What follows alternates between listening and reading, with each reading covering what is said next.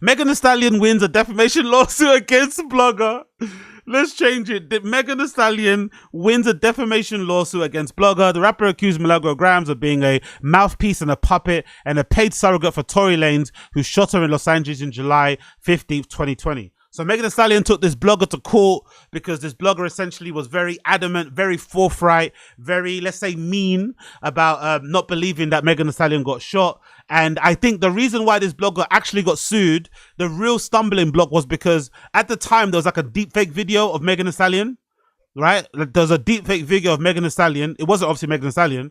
And this particular blogger, this lady, Milagro Gramz, called Mob, she had a show called Mob Radio. She told her fans at the time when likes were open, hey, go to my Twitter, check my likes, you'll see the video.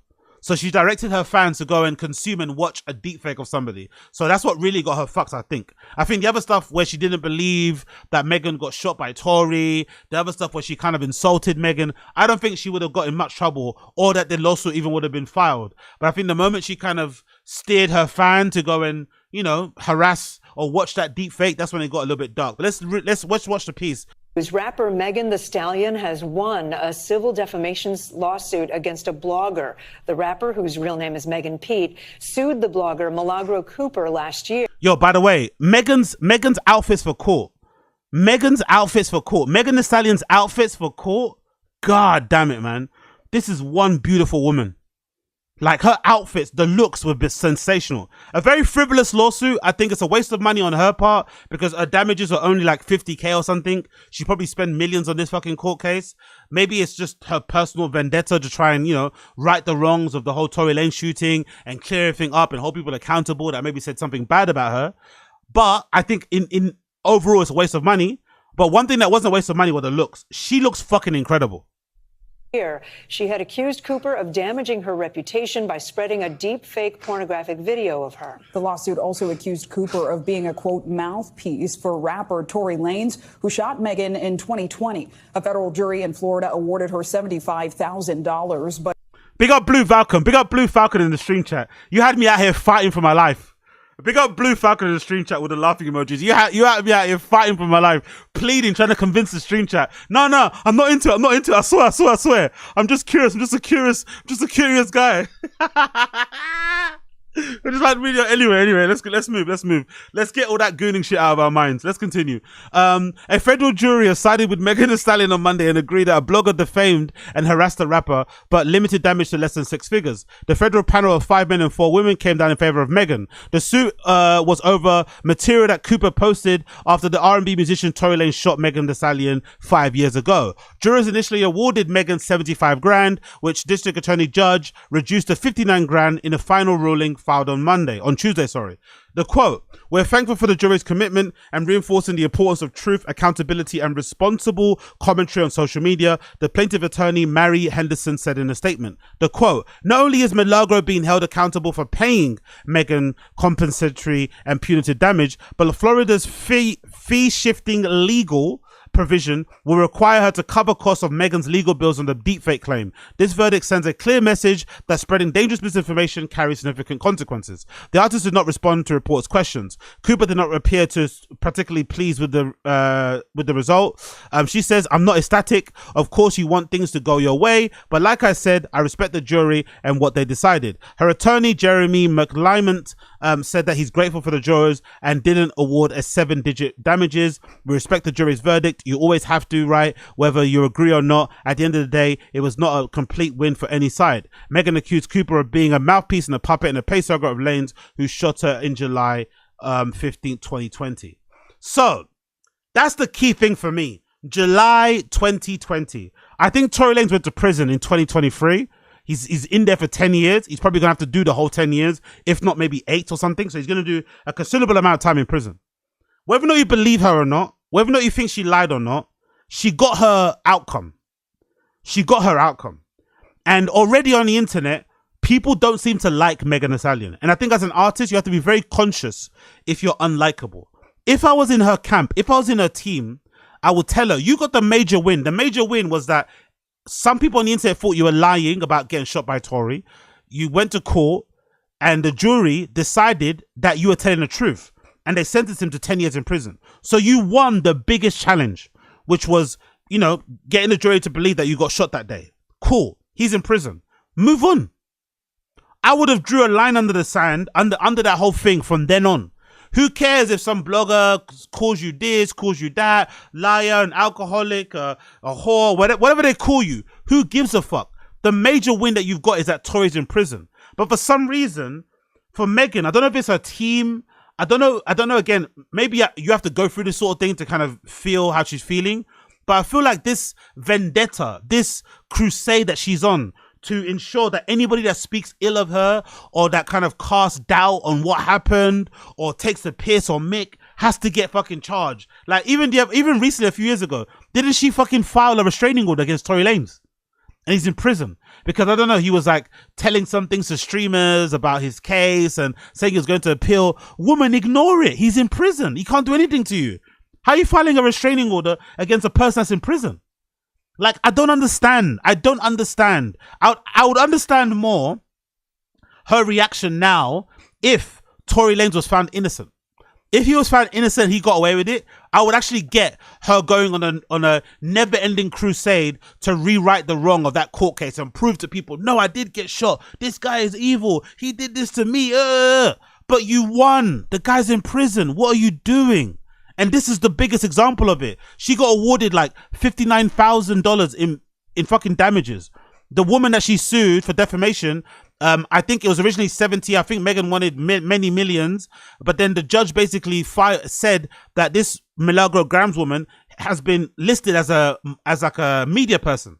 So in a way, Megan Thee Stallion played a role in getting this blogger accredited in a way. She kind of got her special media dispensation. So now she's not liable for defamation, because if you want to take a journalist or someone to court, you have to give them notice of what they did, and then they can kind of, you know, retract and whatever else. And if they don't, you can then take them to court. So the fact that she wasn't given notice meant that the fucking defamation is off the table and the punitive damage go down to 59K. I would be very surprised if Megan Thee Stallion's outfits cost less than 59K. She turned up to the courtroom in Birkins and matching outfits, makeup, hair all done, looking beautiful, car service, security. She must have spent so much money in that court case, and all she got was 59K.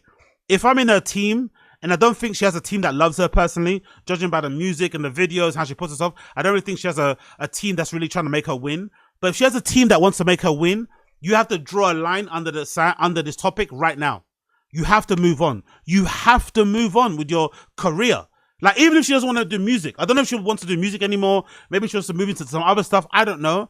But she has to move on, because the more she does this, I think the more people are not going to like her. And the more people don't like her as a person, the more they're not going to want to support her music. And I think she's not an unlikable person. I remember she used to be, do you remember early on in her career, Megan Thee Stallion used to go viral for the memes of her laughing, of her joking. Forget the twerking. That she used to be like a funny girl. She'd be on stream. She had a really cool personality, really good sense of humor. Her reactions were legendary. And then suddenly it shifted, you know, and she became like hated. Like, she was very beloved at one point. I remember Megan Thee Stallion being Sexy Red before Sexy Red. You know how Sexy Red is beloved by everybody. Sexy Red is loved by the pop stars, by the rappers, by the other female rappers, by the live streamers. I saw her do a video recently with iShowSpeed. Megan Thee Stallion used to be that person. She used to be loved by everybody, but then suddenly the shooting happened and she becomes like enemy number one for a lot of people out there. And I think she has to kind of change that by just shutting up and moving on from this topic. It needs to be done. It needs to be done. It really does need to be done, man. It really does need to be done. Obviously, here's the official statement from Milagro Gramz' legal team when the verdict was first read out, courtesy of Armin Wiggins, who's done some great coverage around this whole case, so I recommend you check him out. It says here, while many outlets are reporting Miss Cooper was found liable for defamation, the final judgment from the court is that Miss Cooper is not liable for defamation. Miss Cooper ultimately prevailed. Ultimately prevailed. What it says here, ultimately prevailed. At Mr. Pete's leading accusation, defamation, and the jury awarded nominal amounts of damages compared to the millions of dollars Miss Pete demanded. Juries are called to make difficult decisions on compelled questions of law and fact. While we do not agree with a completely jury's verdict, we respect their verdict. So that was the initial statement from her team, Megan Thee Stallion's team. Big up, big up, big up, big up, big up, big up, big up, big up. Oh, big up Ayumi Love. Appreciate the super chat, brother. The chief snow bunny hunter who puts on other snow bunny hunters. I'm not a chief. I don't think. Do you think are you calling me a chief snow bunny hunter? I'm not a chief snow bunny hunter at all. I'm a lover of all. I'm the United Benetton of. I'm the United Benetton of hunters. I don't discriminate. You know what I mean? I don't discriminate. I go where I'm appreciated. I go where I'm loved. Doesn't matter where it's at. Yo, big up Ayumi Love. Appreciate the $5 super chat. Appreciate the $5 super chat. You're a fucking G. You're a fucking G. All right, cool. Let's move on. Okay, cool. And then the next one I wanted to show you was this, which is a statement actually from Milagro Gramz. This is the blogger that Megan Thee Stallion sued. She made a statement. Let's see what she said. I'm gonna start working on my mixtape because apparently the only place where you can bully people and talk crazy and pop shit is in the studio, but anywhere else is off limits, you know. So I'm gonna go get on my mixtape shit and make sure I channel all my energy into my raps and put that out and let that be artistic expression. But I love you guys so much. I hope that y'all can see the bigger picture and that you understand what new media is. I hope that you understand that the things that we do and the work that we put in is valuable. And yeah, solid bitches, they ain't built, they born. You understand? So I'm happy that I stood up for something that I believed in, followed it all the way through, and I don't need validation from anybody else about those things. So I love you guys. I'm gonna start working on my mixtape. Fair play. She's still. I wouldn't say she's being unrepentant, but she's still being. You know, she's talking her shit. She's talking her shit still. So fair play, innit? Fair play. You can't really dissuade that from that regard. Let's continue. And obviously, her lawyers also put out a statement saying that she's now signed up as media, which means the damage goes down to 59k instead of 75k. This is an official statement from her lawyers. It says this cause came before the court. The issues have been duly tried, and the jury rendered this verdict. The jury also rendered the verdict of the defendant's media defendant status, finding that the defendant should be treated as media defendant regarding the statements at issue. As a condition, the precedent of the defamation suit, section 770.01 for the statutes require plaintiff to serve a media defendant with written notice specifying the alleged false or defamatory statements at least 5 days before filing complaint. The jury's conclusion is the defendant media defendant therefore precludes judgment of the plaintiff. So yeah, so in a way, Megan Thee Stallion has now helped Mob Radio acquire media certification and stuff. It's kind of fucked up. She kind of helped her in a bad way, you know? So unfortunately, it's not really been a good thing in that regard. Here's an article regarding the whole thing. We can quickly read here. It says, Megan Thee Stallion and the gossip ecosystem on trial. It says, a streamer and a YouTuber was called into the witness stand, asked to explain how she arrived at the conclusion in her coverage of Megan Thee Stallion. During the criminal case against Toronto rapper Tory Lanez, who was found guilty in 2022 of shooting Megan in the foot during a late night Los Angeles altercation, Milagro Cooper, known online as Milagro Gramz, has been Lanez's vocal and persistent defender. Her campaign allegedly stretched in one instance to pointing her ex-followers towards an AI-generated pornographic video of Megan, whom she also described as lying under oath. Megan was in a Miami federal court last week after sued Cooper for defamation and harassment, claiming that the online commentator coordinated with Lanez and his father to intimidate and discredit her. To some degree, the case revolved around whether Cooper, an online media creator, constituted a media defendant with the legal protections afforded to traditional journalists. Megan broke down in tears several times during a testimony, according to CBS News. Though I know it was not me in that video, she says, I felt defeated because the harm had been done. On Monday, after 2 days of deliberation, a jury found Cooper liable. The conclusion of the trial marks yet another installment in the hip-hop saga that engulfed Megan and Lanez beginning in 2020. In a deposition ahead of the trial, Cooper said that she typically earns upward of $10,000 a month from other streaming and radio input, and in the case against Lanez, which stemmed from the dispute in which Megan, after left their party with Kylie Jenner's Hollywood home, she found uncommonly explosive and far-reaching subject. Yeah, $10,000 a month. Big up Milagro Gramz. That's fucking sick. Big up Milagro Gramz. 10 grand a month is fucking nice. The shooting prompted an outpouring of sympathy for Meghan, as well as a steady stream of conspiracy theories supporting Lanez, who lost the appeal of his conviction early in the month, serving 10 years in prison. And Paulina Luna, the Florida congresswoman who recently waxed freely about supporting UFO and JFK assassination cover-ups in an interview with Joe Rogan, took up the case of the year, calling the California judge to pardon Lanez. Yeah, I don't know, like, I'm not that... There are people out there that don't believe she got shot, and I think they're within their rights to think so. I think all the parties involved in that shooting, from Kelsey to Meghan to Tory, are all pieces of shit. I think not enough gets said about Megan Thee Stallion essentially fucking Tory behind her best friend's back when she got COVID. I thought that was pretty scummy. Not a lot gets said about them going to Kylie's house in the first place and Tory trying to run game on Kylie while Kelsey and Megan were both there. Tory Lanez is a piece of shit. Not enough gets said about, you know, Megan flipping out, causing some sort of argument that leads to them getting chucked out, that then leads to the argument that happened in the car. Piece of shit. Nothing gets said about the security guard that didn't secure things and let these guys fight in the first place that led to the shooting. Piece of shit. You know what I mean? Like, there's so many piece of shit people and so many lies told by all parties, really. From the point of like Megan denying she even had sex with Tory, from Tory basically being involved and fucking both friends behind each other's backs and shit. Just awful people all involved. Everybody awful. So I don't believe anybody. I don't believe anybody in the whole situation. I just want them all to move on though. You know, I want them all to move on, but unfortunately, because this is such a big topic, such a big story, it had far-reaching consequences. The people involved are very high profile, especially Tory and fucking Megan. It's never gonna leave them. In the same way that, you know, Rihanna's never gonna ever get from under the cloud of Chris Brown. Even though her and Chris Brown have probably forgiven each other and they're cool and whatever else it may be, that whole beating thing, no one's ever gonna forget that. Some of her fans probably still don't like the fact that, you know, she still is cool with him in the first place. They probably don't listen to Chris Brown still. So I guess it's one of those type of things, but I just wish for Megan that she would just move on, personally, you know, especially her being a prominent artist now. Like, I want to hear music from her. You know what I mean? I want to see music videos. I want to see her go on tour. I want to see her do features. I want to see her experiment with her sound, try different looks. And for now, the whole life has been consumed around Tory Lanez, who's in fucking prison. It's like, Jesus Christ, man. One of the primary narrators of the overarching matter has been Megan Cuniff, the independent legal reporter whose coverage of Lane's trial made her an everyday fixture.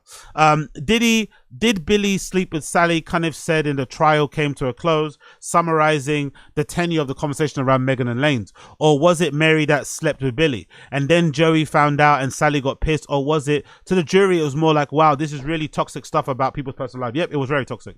Cuniff herself has featured in the proceedings, as well as reporting in the Substack coverage, with lawyers playing the recording of Lane saying during a phone call, you've got Megan Cuniff bitch trying to make it seem like, or Megan Cuniff lady trying to make it seem like we don't know what we're doing. But it's what she calls extraneous stuff that came one of the biggest challenges of navigating celebrity trials, she says. Cuniff, everybody wants to talk to you, everybody's coming to you, she says, and it's so draining. I mean, people don't seem to understand that covering a trial is actually work. Of course it is. It seems exhausting. Seems like the worst part of being a journalist, actually. Who'd want to do that? That seems like an exhausting part, covering all that shit.